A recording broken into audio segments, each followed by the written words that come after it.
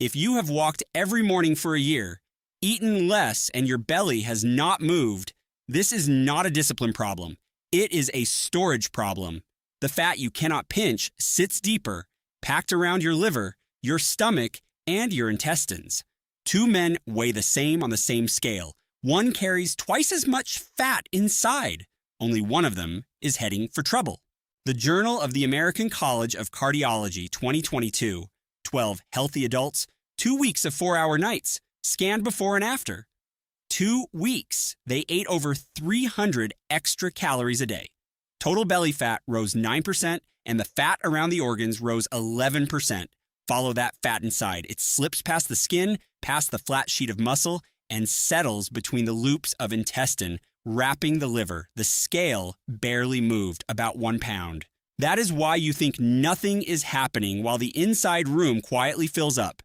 Cell Metabolism 2022. 16 adults ate the exact same meals, then repeated the whole thing 4 hours later. Same food, different clock. Eating late made them hungrier and made them burn fewer calories while awake. Same plate, same person, and the body handled it worse. Your belly is not one thing. There is the soft layer under the skin, and there is the deep fat between your organs touching your liver. Nothing coming up needs a gym, a pill, or a fast. It needs 5 habits removed in the right order starting tonight. And when the deep fat goes first, the waist changes before the scale does. The liver clears, the belly wall pulls back in. I am 68. 3 years ago, my waist was 41 inches. Today, it is not. 5 things came off the list in this order. Not a discipline problem, a storage problem. Those are 2 different videos, and only one of them helps you because the food on your plate does not choose where it lands. Your body chooses, and somewhere after 60, your body quietly changed the delivery address. Picture your belly as a house with 2 rooms. The outside room is the coat. It is the soft layer you can grab between 2 fingers, and by itself, it is fairly harmless. The inside room sits behind the muscle wall where your organs live. In your 30s, most of the extra food went to the coat. After 60, more of it goes into the inside room. Nobody announces that change. The mirror does not show it, and the bathroom scale does not weigh the 2 rooms separately. Look at the inside room. Under the skin, there is a flat sheet of muscle. Behind that sheet, the intestines coil like a rope, and the liver sits above them on the right side. The deep fat grows in the gaps between the loops of the bowel, over the top of the stomach, and in a heavy apron of fat that hangs across the front of the intestines. You notice it in small ways first. The trousers that fit in the waist last spring now need the button undone at dinner. Same weight on the scale, same size on the label, a different body underneath. The coat you can pinch, the room you cannot. One of them is padding. The other one is a tenant, and it talks to your liver every hour of every day. That is the part almost nobody explains to you. The coat mostly sits there and waits. The fat in the inside room behaves like a busy little organ. It leaks a steady drip of fat and of substances that cause inflammation into a thick vein that runs straight from your gut into your liver. Your liver gets that delivery first before the rest of your body sees a single drop. Year after year, the liver starts storing what it cannot process, and your ordinary blood test starts drifting in the wrong direction. Follow 1 drop of it, it leaves the fat packed between the intestines, enters that thick vein, carrying blood up from the gut, and arrives at the liver. The liver soaks it up like a sponge, swells a little, and pushes the leftovers back out through the arteries toward your heart. This is the appointment where it finally shows up. The nurse fills 2 tubes of blood. Nothing hurts. Nothing looks wrong in the mirror. 2 weeks later, 3 lines on the sheet have moved, and your doctor uses the word borderline for the first time. You cannot see it, you cannot pinch it, you cannot weigh it on a bathroom scale, but it is the fat that moves your blood test, and it is the fat that comes off first when you remove the right 5 habits. If that already changed how you look at your own belly, subscribe. There are 5 stops coming, and the 3rd one is the one nobody warned me about.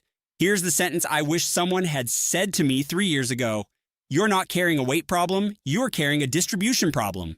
The same 20 pounds sit in two completely different places in two different men, and only one of those men ends up in a heart doctor's waiting room. Where it sits was never decided by how badly you wanted it gone. So here's my promise, and then I will earn it line by line. I will give you the 5 stops method with the exact numbers and the exact order before this video ends. 5 things I stopped doing after 60, not 5 things to add to an already full day.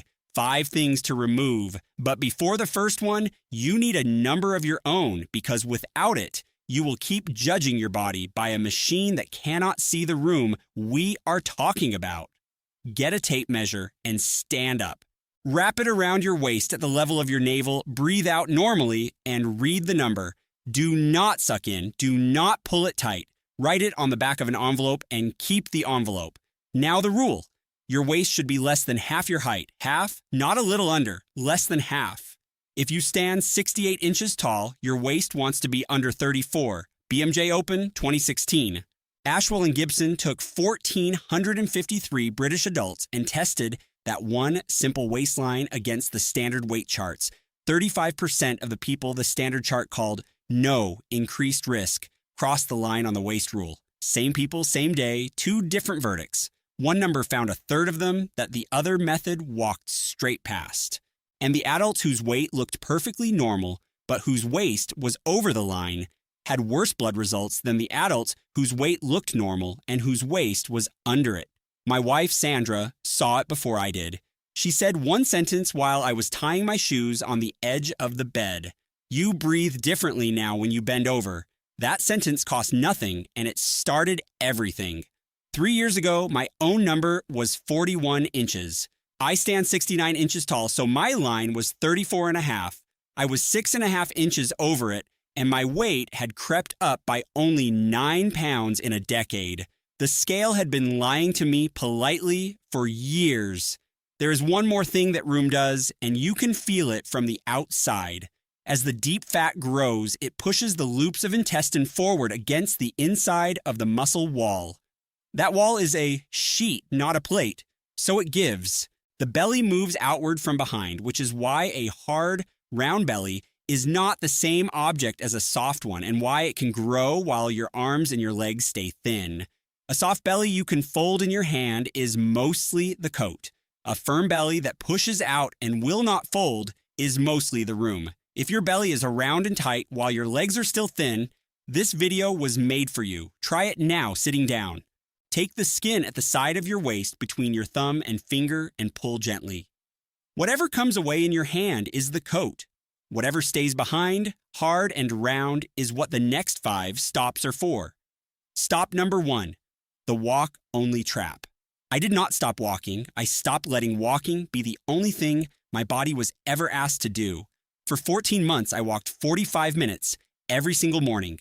Rain, cold, holidays, all of it. My heart got better, my mood got better, my sleep got better, my waist did not move 1 inch, and I concluded, the way most men over 60 conclude, that my body was simply old now, and this was the deal from here on.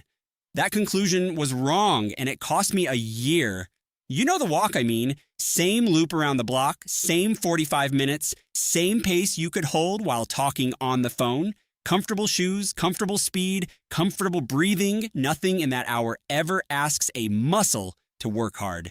Walking is a wonderful thing. Walking is not a strength stimulus. Your heart improves, your mood improves, your muscle stays exactly where it was because nothing in that hour ever asked it to grow. And after 60, muscle does not sit still and wait for you. Unused, it leaves. The other change after 60 was the stairs, 2 flights with the shopping. And I would stop on the landing, not because of my breathing, but because my legs had simply run out. I called it age. It was 10 years of never asking my legs for anything heavy. Obesity 2015. Harvard followed 10,500 healthy men for 12 years, tracking their activity and measuring their waists at both ends of it.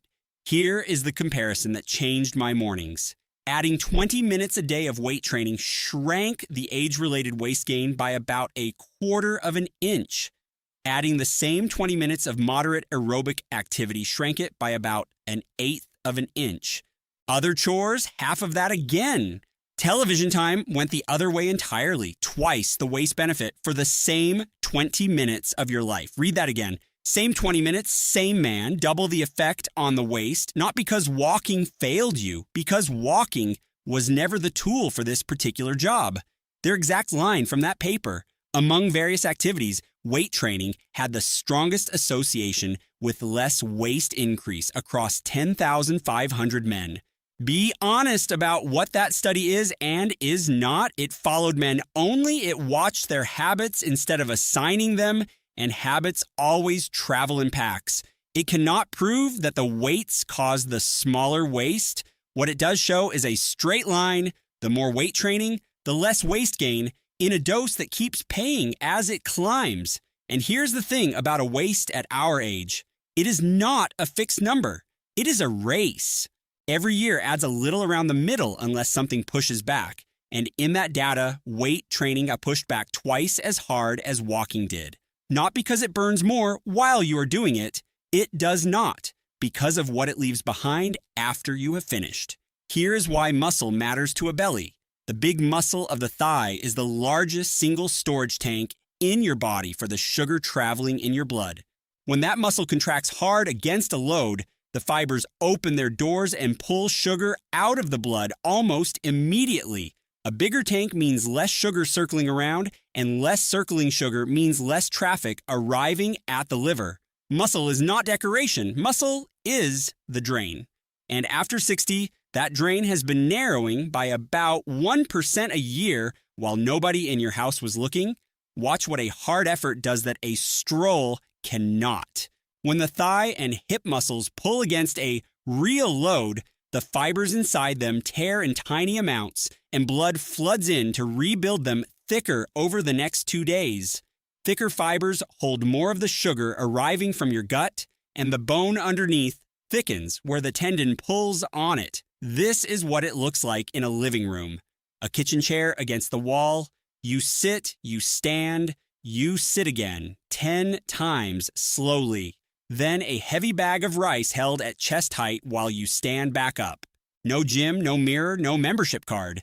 New England Journal of Medicine, 2017, 160 obese older adults, 6 months of training. Their first line: obesity causes frailty in older adults. They split those older adults 4 ways: diet plus walking, diet plus weights, diet plus both, or nothing at all. Everybody who exercised lost about 9% of their body weight, but the group doing both gained the most physical function, and the 2 groups lifting weights kept far more muscle and far more bone in the hip than the walking-only group did. Same weight lost. Very different body left standing at the end.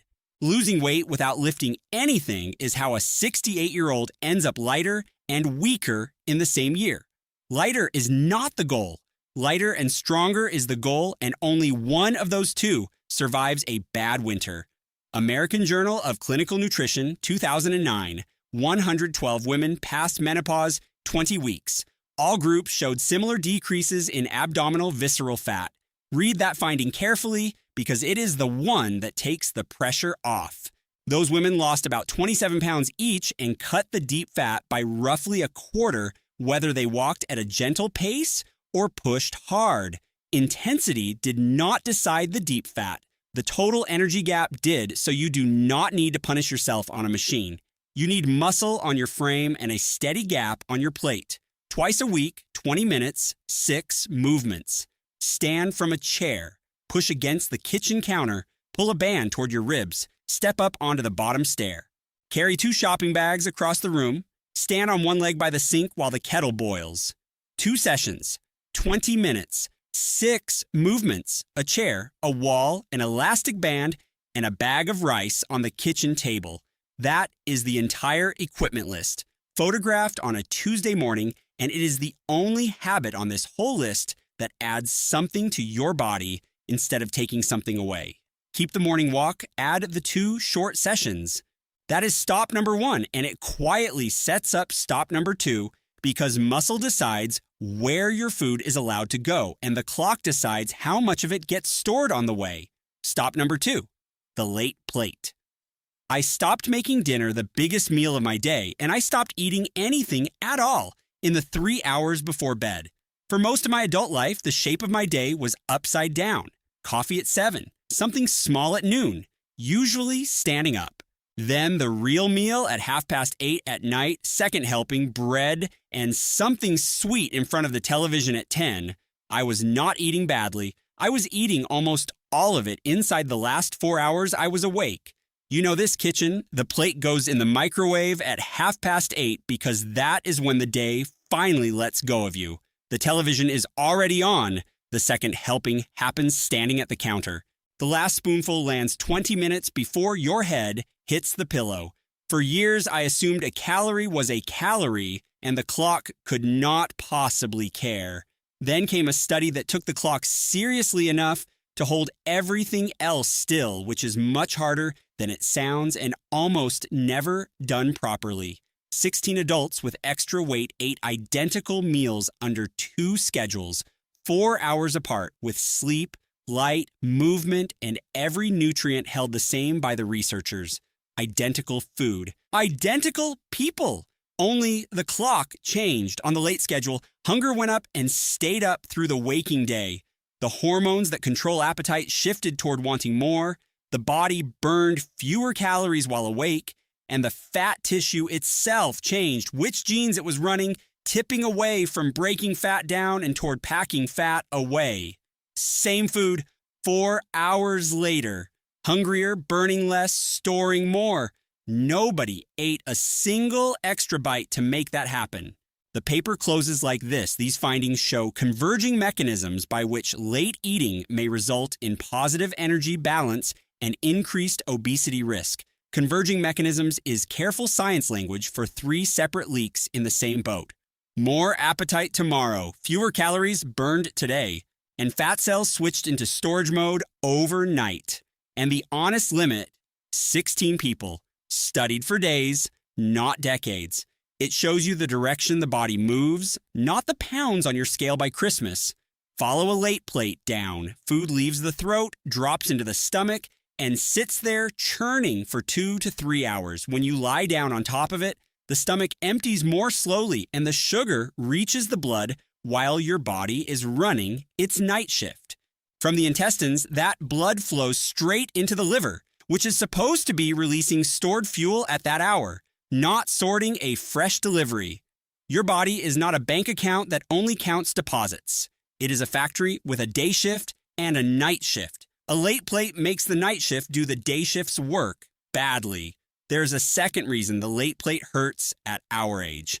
When you lie down soon after eating, the stomach is still full and the ring of muscle at the top of it is under pressure, so acid pushes up into the throat. The sleep that follows is shallower, and shallow sleep is exactly what feeds the next stop in this video. So the kitchen closes. Light off over the stove at 7, a glass of water, and a mug of plain tea on the counter after that, and nothing else until morning.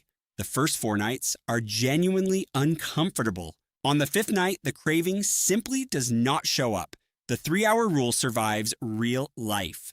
Dinner with friends at 8 means dinner with friends at 8, and I eat it. What I drop is the second glass and the thing at 10 in front of the television, and the next morning starts where it should. Same food, same day, moved forward by 4 hours. That is the whole intervention. No app, no fasting window to survive, no counting anything. The biggest plate early and a closed kitchen late. Here's the practical version for a real life.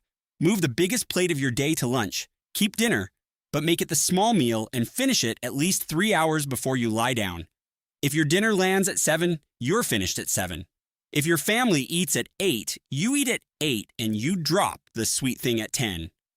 One change at a time. Nothing was forbidden and nothing was weighed. The only thing that moved was the clock. That is stop number 2, and it hands you straight into stop number 3 because the same clock decides how well you sleep, and sleep is where a belly is quietly built. Stop number 3, the 6-hour lie. I stopped telling myself that 6 hours was plenty because I felt fine on it. I was proud of it, the way men my age often are. 6 hours a night, sometimes 5.5, and I would say out loud that I did not need much sleep. What I actually meant was that I had stopped noticing the cost. Feeling fine on short sleep is not evidence that your body agrees with you. It is evidence that you got used to it. The pattern was always the same: asleep by 11, awake at 2, phone in hand by 10 past 2, up for good at 5:30, coffee before the sun, and a biscuit at 4 in the afternoon that I never planned and never remembered eating. 6 hours felt fine. 6 hours was not fine. Feeling fine on short sleep is not proof that your body agrees with you. It is proof that you stopped noticing the bill, and the bill is being paid in the room behind your muscle wall. Then I read the study I quoted at the very start of this video, and it stopped being about how tired I felt. It became about where my food was being filed. 12 healthy adults lived inside a lab for 21 days, twice, 2 weeks of 4-hour nights against 2 weeks of 9-hour nights, with food freely available. On the short nights, they ate more than 300 extra calories a day without being asked to. They burned exactly the same amount as before. They gained about 1 pound, which is nothing, but their total belly fat rose 9%, and the deep fat around the organs rose 11% in 2 weeks. The scale saw a pound. The scan saw the room filling up 1 pound on the scale, 11% more fat around your organs. That is the exact gap this whole video lives inside. Their conclusion, word for word: weight gain and particularly central accumulation of fat indicate that sleep loss predisposes to abdominal visceral obesity. And the honest limit, because you deserve it. Those were young adults, 19 to 39, in a laboratory, sleeping 4 hours a night. You are not sleeping 4 hours, and you are not 19, but the direction is the point. And in an older body, the recovery from a short night takes longer, not less. And notice what did not happen inside that laboratory. Nobody handed those people dessert. Nobody canceled their exercise. Nobody changed the food on the shelf. The only thing taken away was sleep, and the body went and found 300 extra calories on its own every single day for 2 weeks in a building where every calorie was being counted. Short sleep changes the conversation between your stomach and your brain. The stomach lining sends out more of the signal that says, "feed me," while the fat itself sends less of the signal that says the storeroom is already full. Both messages travel by blood and by nerve up into the brain. And by mid-afternoon, the part at the front of your head, the part that says "not today," is running on empty. Here is the part nobody films. 4:30 in the afternoon in the kitchen, the day has been long, and the biscuit tin is right there. That is not a moral failure. That is a body that slept 5.5 hours making a perfectly logical decision. Watch what a short night does inside a working muscle. After too little sleep, the muscle fibers take up less of the sugar arriving in the blood after a meal, so more of that sugar stays circulating, travels through the vein into the liver, and comes back out packaged as fat. You are not weak at 4 in the afternoon. You are outvoted. The hunger signal is louder and the brakes are quieter, and both of those things were decided at 2 in the morning. So 3 things changed in that bedroom. The phone now charges in the hallway. The room is cold and properly dark, and when I wake at 2, I read a paper book by a dim lamp instead of watching a bright screen argue with me. The last hour of the evening looks different now. The overhead light goes off at 9 and one small lamp stays on. The television is out of the bedroom, the book is paper, and the alarm is set for the same time on Saturday as on Tuesday.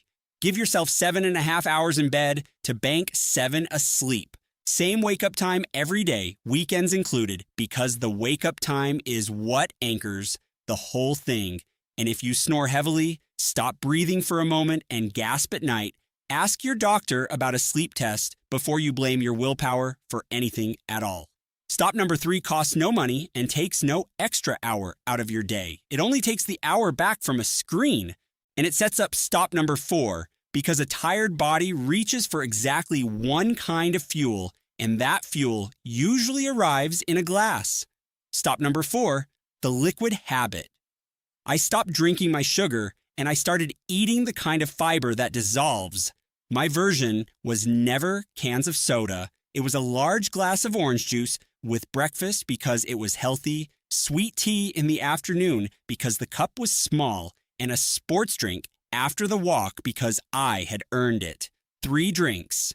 No plate involved, and I never once counted any of them as food because you do not chew them. Watch your fridge door for 1 week, the juice carton at breakfast, the bottle of sweet tea at 3, the tonic in the evening glass. Nothing on that shelf ever felt like a meal, and together, they poured more sugar into me than the dessert I had already given up. Then count the glasses, not the cartons. A tall glass of juice at breakfast is not 1 orange. It is 4 of them, with the part that slows you down thrown in the bin. The sports drink was the silliest one of all. 45 gentle minutes around the block, and then I would put the energy of that entire walk back in 11 seconds, standing in my own driveway, feeling virtuous about it. Circulation, 2016. Framingham researchers scanned 1,003 adults twice, 6 years apart, and lined the scans up against how much sweet drink they reported. The deep fat volume climbed in steps like a staircase. The people who never drank sweet drinks finished around 658 units of deep fat. The daily drinkers finished around 852. That is nearly 30% more fat sitting around their organs, and the gap held after the researchers accounted for how much weight each person had gained. Diet soda showed no such pattern in this group. Nearly 30% more fat around the organs between a man who never drinks it and a man who drinks it daily. Same 6 years, same city, same scanner. Their opening line, sugar-sweetened beverage intake has been linked to abnormal abdominal adipose tissue. 1,003 adults, 6 years, scanned at both ends. Now the caution, because this one watched people instead of assigning them. It did not hand anybody a drink. People who drink less sweet stuff usually do 3 other things differently as well. This shows 2 things traveling together, in a straight line, dose by dose. It does not prove which one pushed the other. Follow a glass of juice, it runs past the throat, through the stomach in minutes because there is nothing solid to slow it down, and reaches the small intestine as almost pure liquid sugar. From there, it crosses into the blood and floods the vein, running into the liver in one wave. The liver takes what it can and turns the rest into fat right there, inside the organ that is already storing too much of it. Chewed sugar knocks on the door. Drunk sugar kicks it in. Same grams on the label. Completely different arrival. Now watch what the fiber that dissolves does in the same gut. It turns the liquid part of your meal into a soft gel inside the small intestine, so the sugar crosses into the blood as a slow trickle instead of a wave, and the liver receives a delivery it can actually handle. The swap took 2 days. Water with a slice of orange in the morning, plain tea in the afternoon, no sugar, and after 4 days, it stops tasting empty. And a whole orange instead of the glass of juice, which is 1 orange instead of the 4 that were squeezed into it. And then the half of this stop that nobody advertises because you cannot sell it in a bottle. Removing the sugar left a hole in my breakfast. What I put into that hole turned out to matter as much as what I took out, and it is one of the cheapest things in the supermarket. Obesity, 2012, 5 years of repeat scans. Soluble fiber intake and increased physical activity were related to decreased fat accumulation over 5 years, the size of it from that same paper. For every 10 extra grams a day of the fiber that dissolves in water, the rate at which deep fat piled up fell by nearly 4%. The people who moved briskly on most days slowed it by another 7%. 10 grams is a bowl of oats, half a tin of beans, and 1 pear. That is a shopping list, not a diet. Not the fiber that scratches, the fiber that dissolves. Oats, beans, lentils, apples, pears, barley, the flesh of an orange. Cheap, boring, and quietly working on the room you cannot see. Read the label on the drink you believe is healthy. Then look at the size of the glass you actually pour. Juice is not a problem because it is sweet. It is a problem because it arrives with nothing at all to slow it down. Breakfast now takes 4 minutes. Oats with hot water, a spoon of ground flaxseed, half a chopped pear, and a handful of walnuts. It costs less than the juice it replaced. And by 11 in the morning, I am not hunting through the kitchen for a biscuit. That is stop number 4, and it leaves one habit standing. The last one is not about food or sleep or exercise. It is about the one machine in your house that has been telling you the wrong story for 30 years. For decades, my morning went like this: feet on the glass, wait for the number, and let that number decide what kind of man I was going to be that day. Down a pound, good mood, careless lunch. Up a pound, bad mood, skipped meal, and a raid on the biscuit tin by 9 at night. That machine ran my day, and it was measuring the wrong room. You know the ritual. Bathroom, first thing, dressing gown off, feet on the cold glass, and you step off and on again twice, hoping for a friendlier answer. Water, salt, and last night's dinner move that number by 3 pounds before your body has changed anything at all. Stop number 5, the scale. Every morning, I stopped weighing myself daily and started measuring the one thing that actually answers to the other 4 stops. A scale weighs everything you are carrying and refuses to say where any of it lives. Muscle, water, bone, the coat you can pinch, and the fat wrapped around your liver, all mashed together into one number. 2 men can stand on it, get the same reading, and be carrying completely different amounts of the fat that matters. Their conclusion: waist to height ratio may be a simpler and more predictive indicator of the early health risks associated with central obesity. Simpler and more predictive than a weight chart. Out of 1,453 adults, and in that same survey, more than a third of the people the weight chart had cleared were sitting over the waistline. So the tape is not a kinder way to measure. It is a more honest one, and it costs about the same as a cup of coffee. The scale is not your enemy. The scale is a bad witness. It saw 1 pound in that sleep study, while the scan saw 11% more fat around the organs.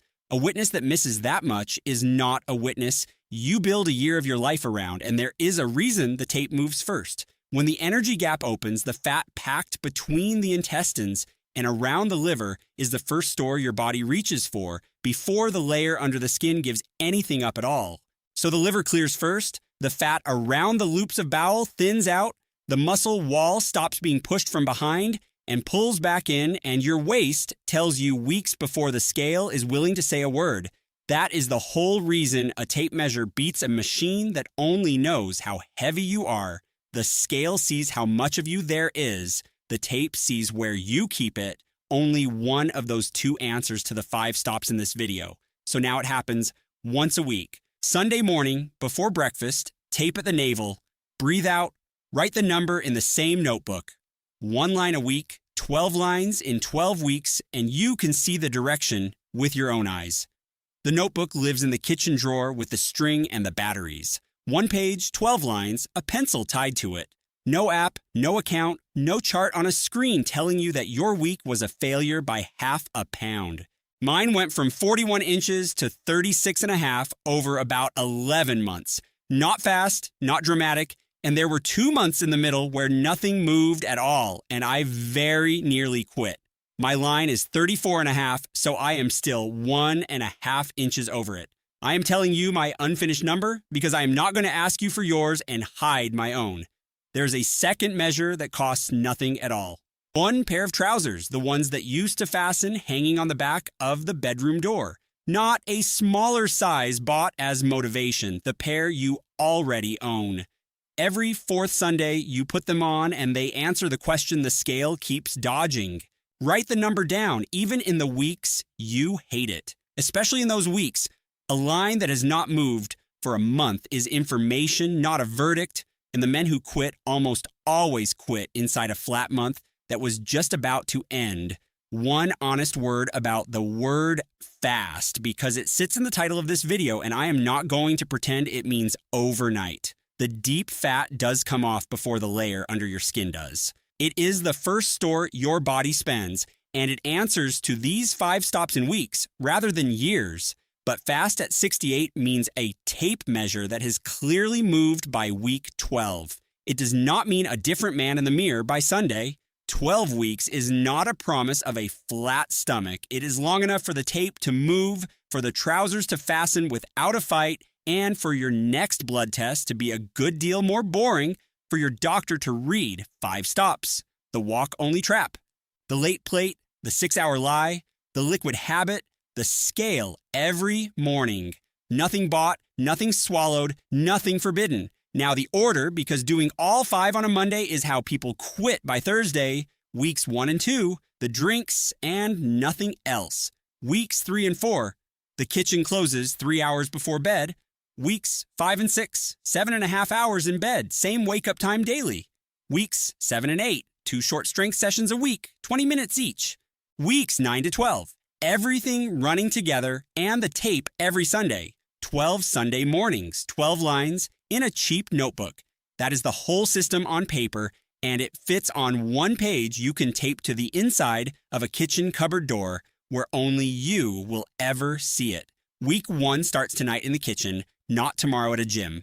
Pour the juice away, fill a jug with water, drop a slice of orange in it, and move the tape measure out of the drawer and onto the bathroom shelf where you will see it.